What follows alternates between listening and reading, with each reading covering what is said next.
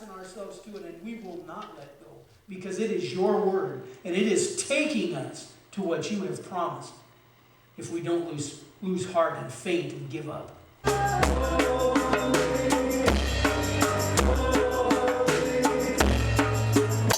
That's the only good thing, you know. Yeah, well, isn't it There all you the time? go. Thank you. It's great coffee. Yeah.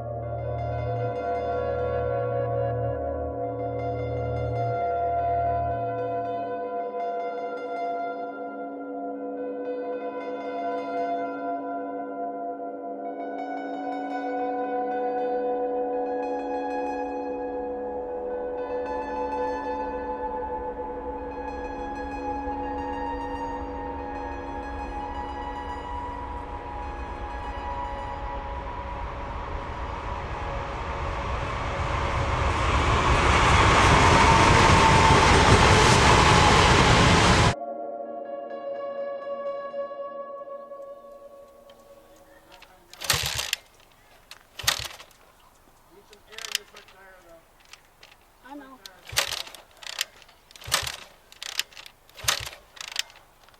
I need a new kick starter.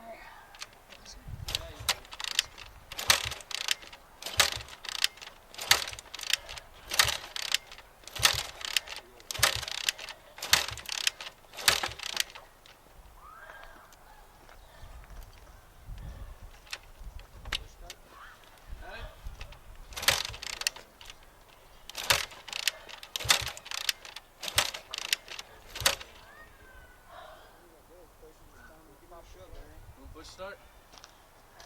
Yeah. Let me put it in neutral.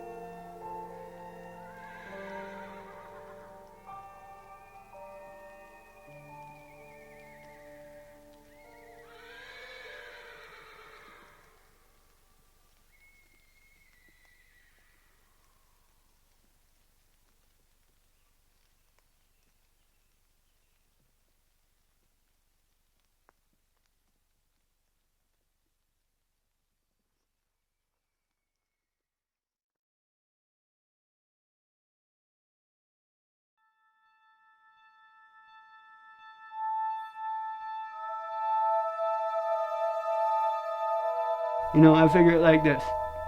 If I wake up, that's a damn good day.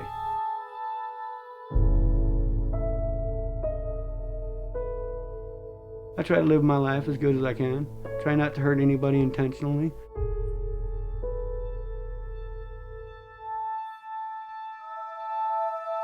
I don't call myself a Catholic, a Christian, or Muslim, anything.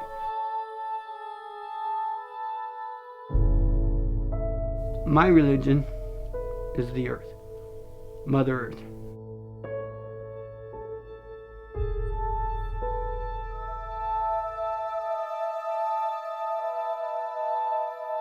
The sky, that's how I talk to God.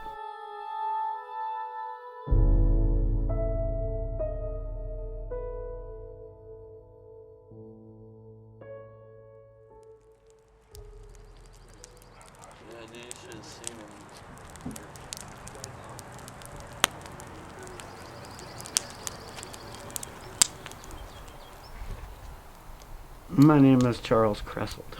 Charles W. Cresselt. Westlane to be exact.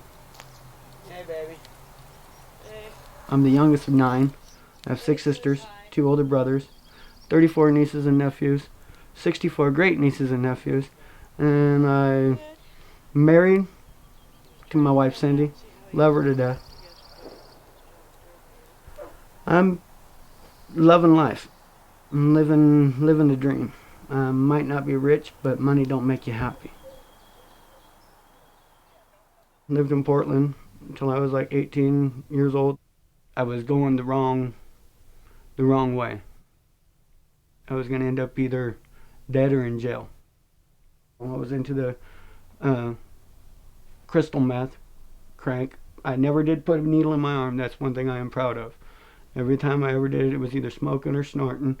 And one day I was sitting on a couch in a crack house, pretty much, and I had a needle in my hand. My arm was tied off. I looked at it and said, no. Threw the needle into the floor, called my auntie, went to her house. And that's when I joined the Army and spent 3 years regular Army, 5 years National Guard. When I got out of basic, came up here and visited my brother for 2 weeks and flew over to Glacier National, and that's where my brother Bob picked me up. And he walked right by me, didn't even recognize me. I'm like, Bob? And he's like, Charlie? You know? Wasn't long after moving up here that my brother, he went to hang a piece of sheetrock, and the guy at the other end, his hand slipped, and my brother, he tried to catch the whole 12-foot sheet by himself because there was a guy standing down below and it would have killed that guy. So he caught it, and when he did, he compressed the disc in his back. So he had to go in and get checked out, and when they did the blood work, we found out the worst news. He had cancer. Inoperable. And it already spread throughout his whole body. Then they did chemo and radiation. He fought with every ounce of his soul. They gave him 3 months. He lived a year and a half. He wasn't giving up. He had kids to raise. That's what he kept saying.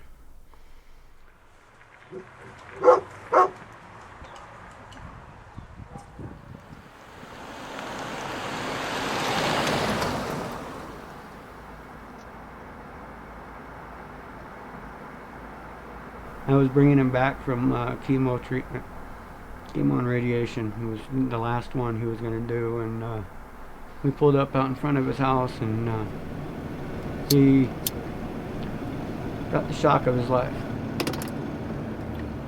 He had been married for quite a while. I'm going to call it a bitch from hell. And I won't name no names, but she knows who she is.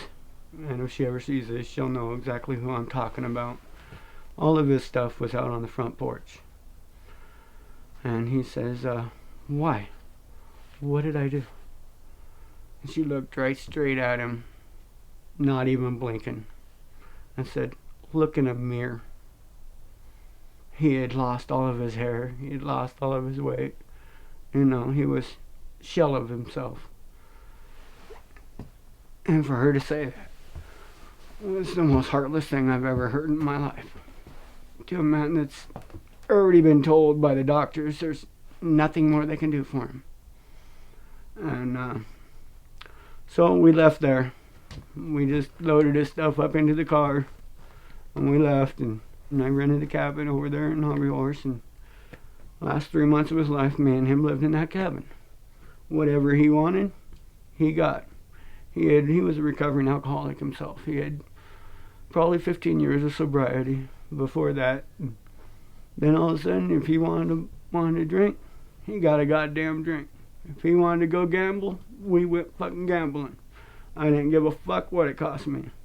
It didn't matter. He was my brother, and I'd do anything for him. And I tried.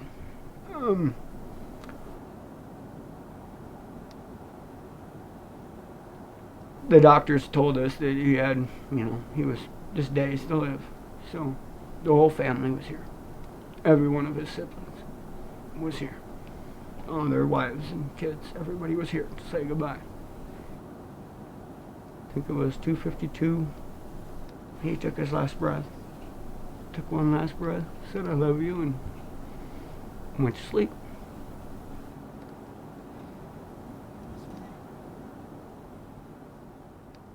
He's buried there in Columbia Falls, right next to Smith's, or not Smith's, Super One, right up there in that cemetery.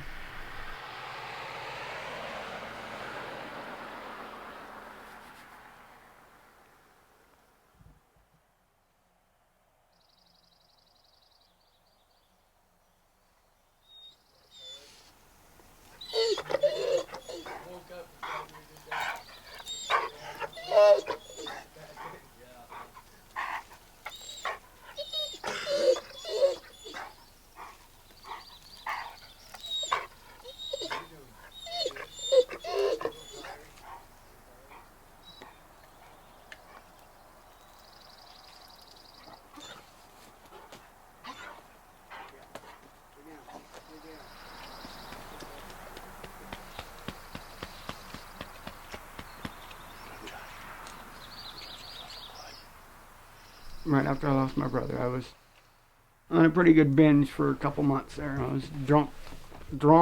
One-eyed Charlie, as you would call it, as a lot of people call it, is one-eyed Charlie. Once I get too drunk, I go to one eye, and not much is remembered after that.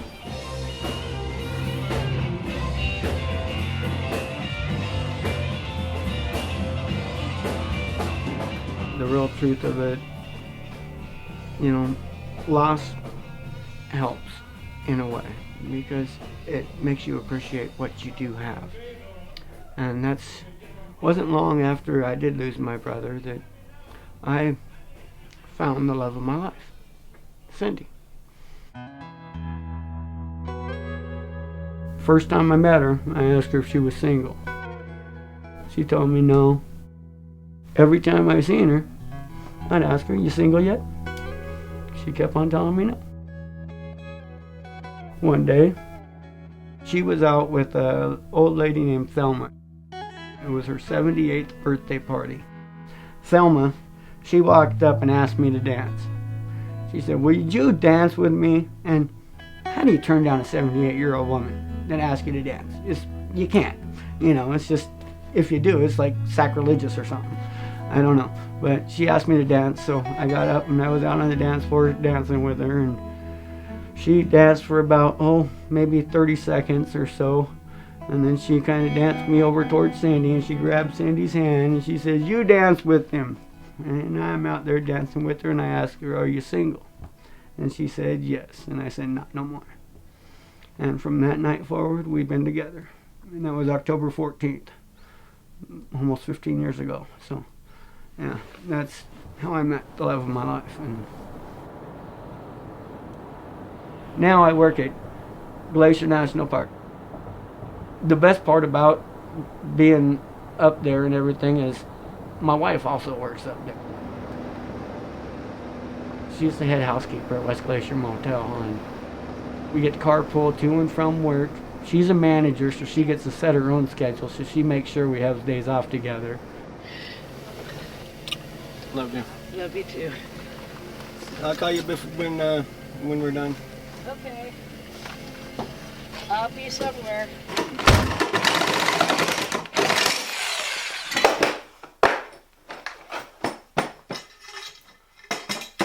To tell you the truth, you know, I've worked a lot of jobs, a lot of different jobs, and I've gotten sick, and I've taken days off. I have never once called in sick on this job.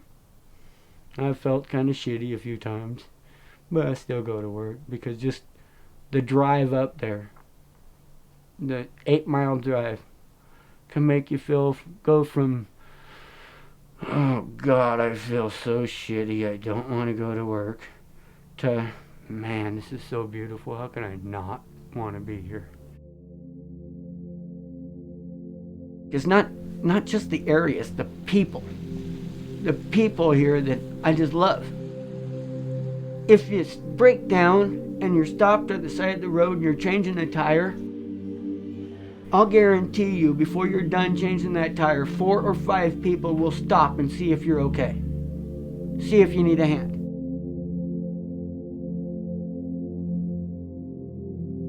Somewhere in some Bible it says, do not build a place of worship. Don't build statues for me.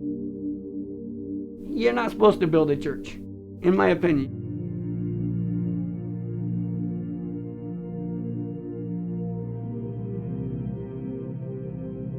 You can sit right here and talk to the Lord. He can hear you wherever you are.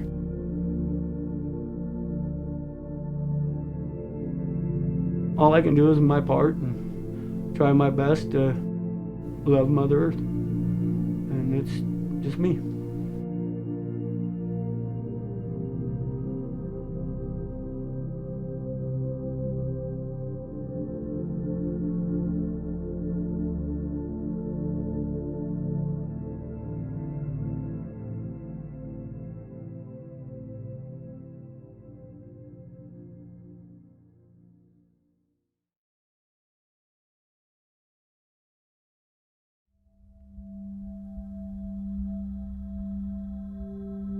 I remember when my father introduced the idea of us moving to Montana.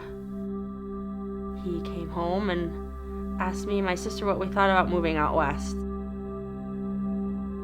Being a teenager at that time and very rebellious, I didn't like the idea very much. On the other hand, it was probably the best thing that happened. I had no idea where anything was, who anybody was. I felt a little lost at the time.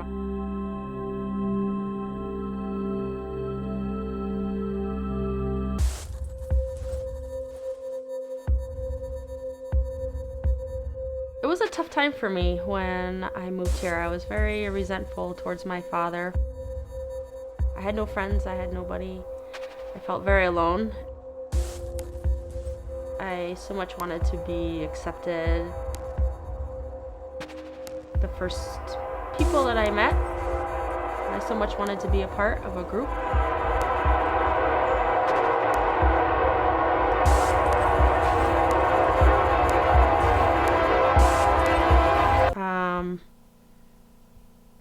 That was my first introduction to methamphetamine. I would sneak out of the house at night to meet these people and participate in drinking or smoking weed or just driving around.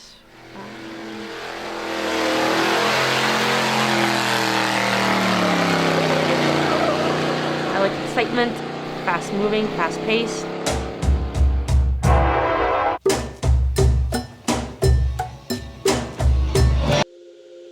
When I was coming down, just feeling drained, not as energetic, not as outgoing, where I thought, oh, if I just have a little bump or a little bit more, I can continue on, can keep going. I didn't want to miss out on anything. Yeah, there were some nights I remember I didn't want to go to bed because I thought I would miss out on something with my friends or in the world.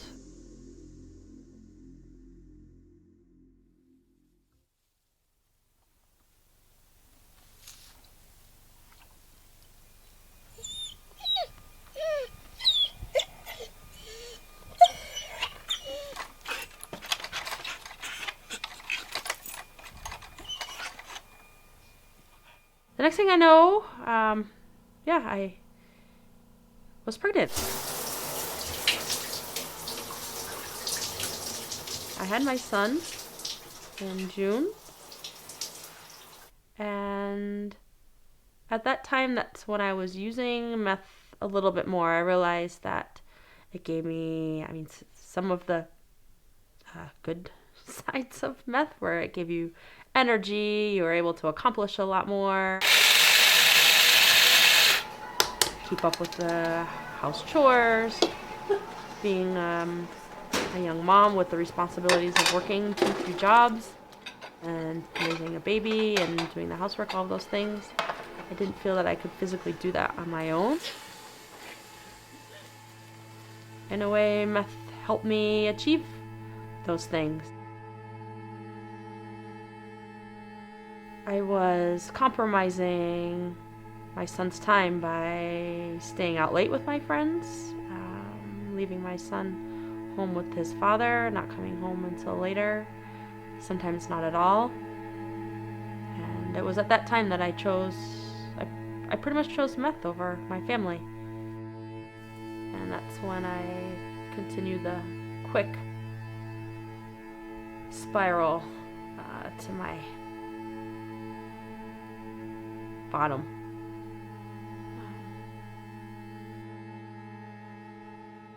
I was thrown in jail for about a couple weeks. I was released into my father's custody under the idea that I was to go to treatment.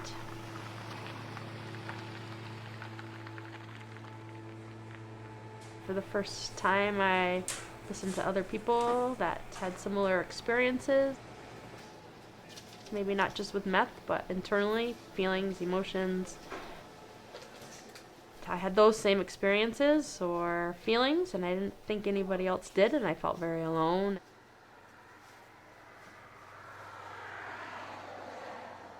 My son was a big factor in me staying sober. I quit for him until I realized that I was able to quit for myself.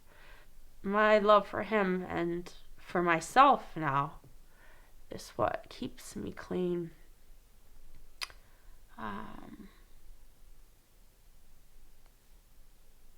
I haven't used meth since, and that was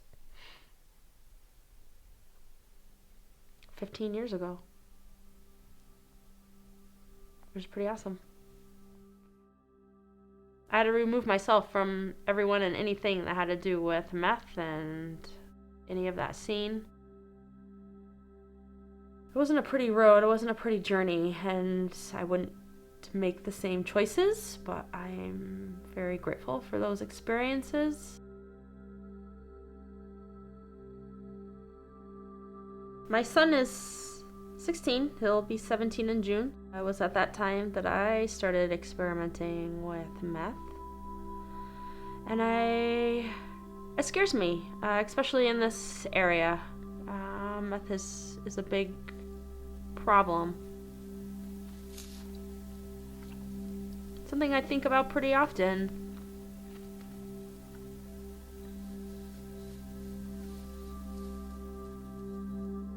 I guess it's funny looking back, like when you're little and wondering where you'll be when you grow up. Here I am, I'll be 35 in September, and I would have never imagined that this is where I would be.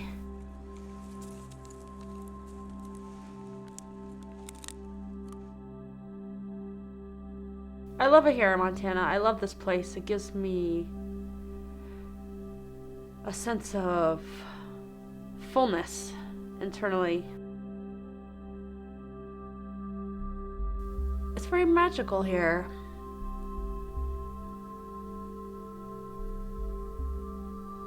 It's very I don't mean to get emotional, but I think of all the things that I've encountered here in Montana, and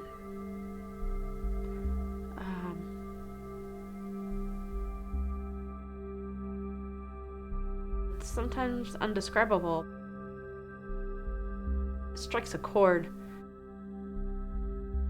This is home for me.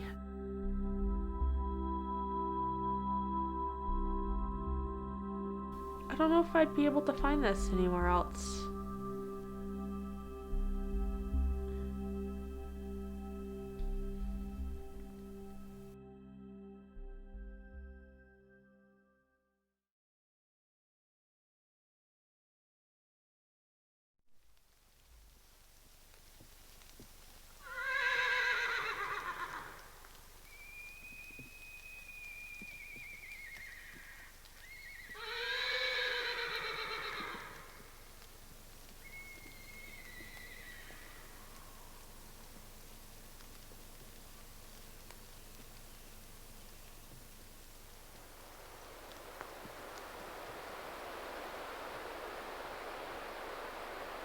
This place up here, especially in this little canyon, is a secure little womb for me.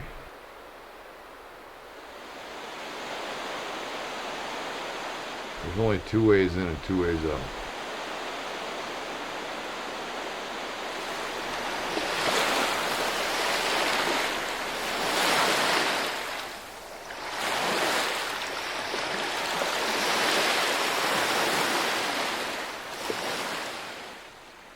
In the winter, it's very quiet, and you have a lot of time to deal with yourself.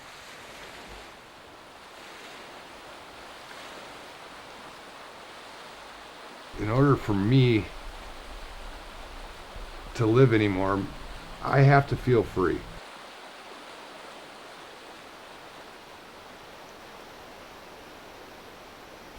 Montana's a great place to live. It's simple. I don't have a clue what else to say.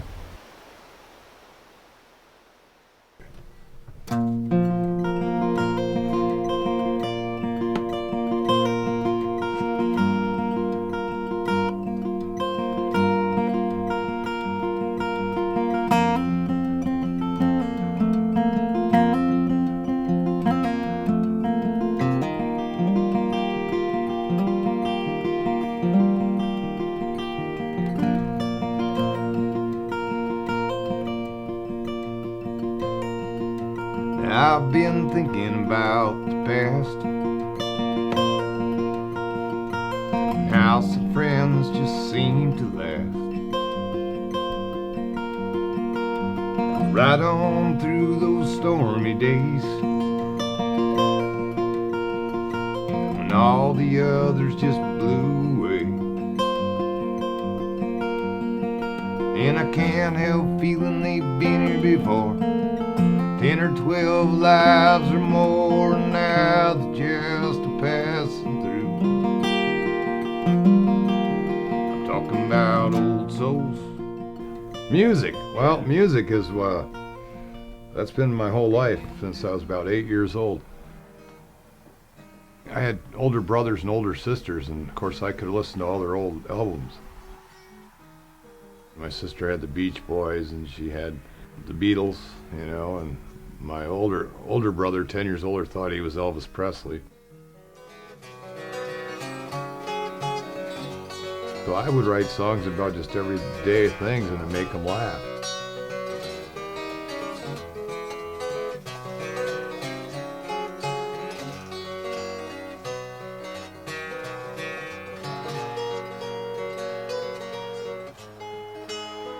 My dad just loved me playing songs, and he got the cancer, and he spent a year suffering, but he always wanted me to play my guitar, come in his little room and play the guitar for him.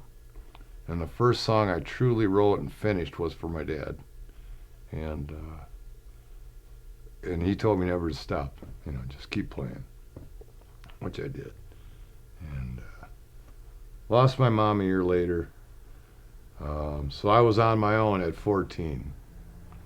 And my younger brother got adopted, I had another brother that was in Vietnam, another one that was in the Peace Corps, and he was in Nepal. The family was gone, and I just hit the road.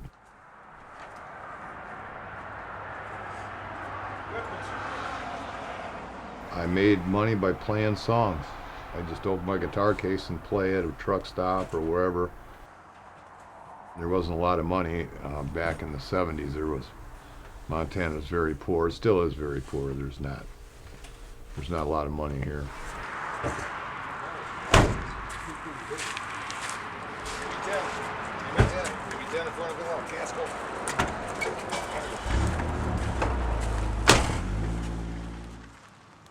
I went back to Michigan to see some family one Christmas, and I ran into a lady there and spent 2 weeks with her and fell in love with this lady. I came back to Montana. She wrote me letters. Well, it turns out she was pregnant. Well, so I thought I better do the right thing. So I moved back to Michigan and actually raised 3 boys. Did a lot of things, mostly carpentry. I played music, wrote songs all those years, played a lot of bands, but never wanted to be a star or a big performer. Too busy raising my 3 boys, hunting and fishing. They're very good at all those. One day I was playing at a place in southern Michigan, and a man came up to me and says, "Do you have any demo tapes?" And this guy seemed like he knew somebody in Nashville. Well, I thought, well, that's great. It was very cold, and I remember in the bottom of my truck there was a puddle of water, and there was a tape that I had made of a song I had written, but it was frozen in the puddle of water in the bottom of my truck. So I went out during my break, heated up the truck, and I pried this tape out of the puddle of water. And I dried it off on the heater, and I didn't know it was playing. I rewound it, and I put my name and number on it. And I gave it to him. I said, "I don't know if it's working or not. That's what I got." Well, a few weeks later, I got a call from Nashville, Tennessee, and it was Dennis Lord, who wrote Country Club for Travis Tritt. And that's what made Travis Tritt famous, if you know the country genre.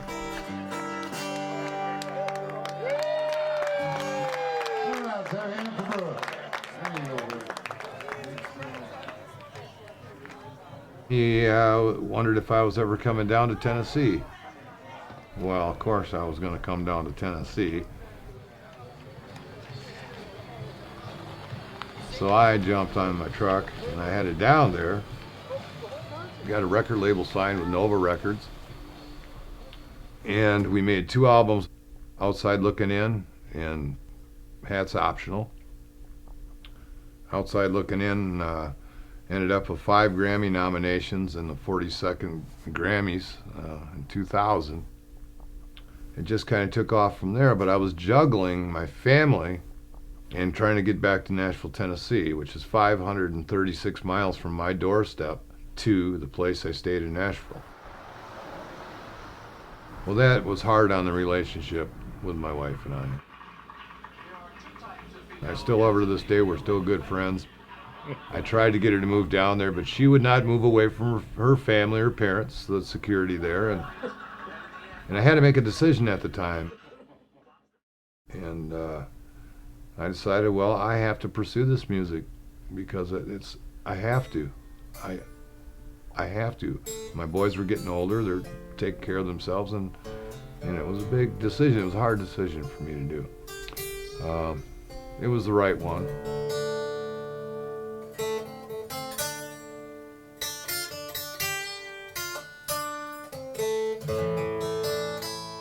Shortly after the Grammy nominations, I had a hard time singing, had a hard time with the high voice part, and it felt like I always had a tickle in my throat. So they sent me to a doctor, and turned out I had throat cancer on my vocal cord, my left vocal cord. Well, at that time, I had just given up everything to concentrate on this music. And at that point, immediately I thought, well, now now it's all over.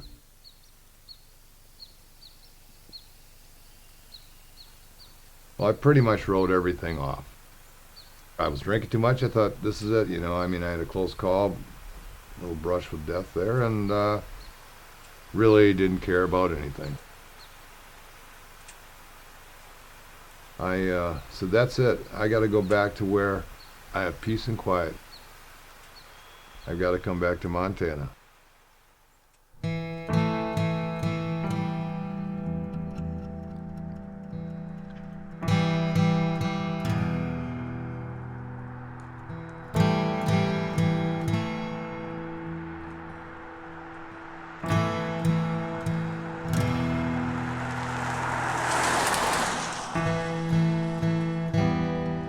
I met a lady. Her name was Lynn. She was the sweetest thing. Settled in at a little place and getting ready to buy some property down on the river. We had a lot of dreams together and we had a lot of plans. She was diagnosed just a little less than 9, I guess it was like 85 days since the time we got here, is cancer. And 2 weeks later she passed away. She passed away on my birthday. We found out she had cancer on Valentine's Day, so it was a crazy thing.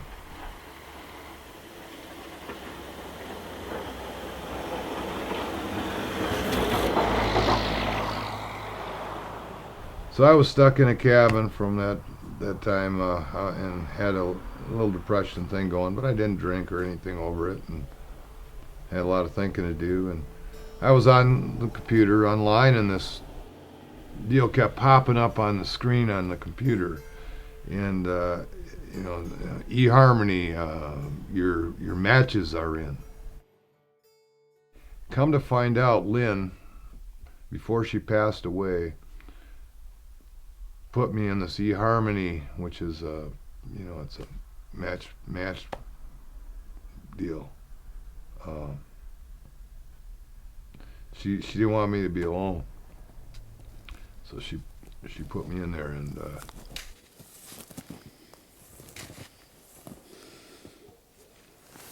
there was this one lady that kept standing out, and I said, you should come up and see the park, and she was all up for that, so she flew up from St. George, Utah. I picked her up at the airport. I watched the plane unload because I thought I could still scoot out of here if things weren't looking good, you know. This is cool, man. You can move around. Pretty cool, huh? So she got off the plane, and I checked her out, and things looked okay because I don't trust that, you know, an online dating service at all. But hey, we did a lot of talking, email. Took her up to Glacier Park and showed her some of the secret trails that I used to trudge around in.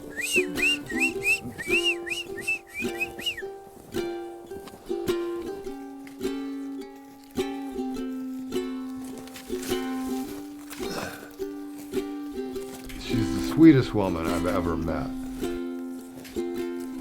We just fell in love. I might do this more often. Last September, we just said, well, might as well get married. That'd be kind of cool. So we did. And I plan on spending the rest of my life with her. She's a wonderful woman.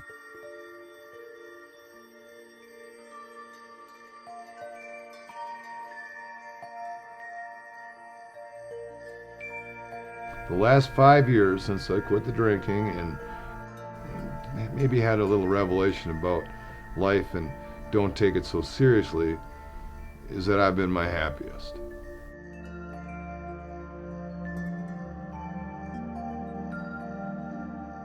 I can look around and absorb the beauty of Montana.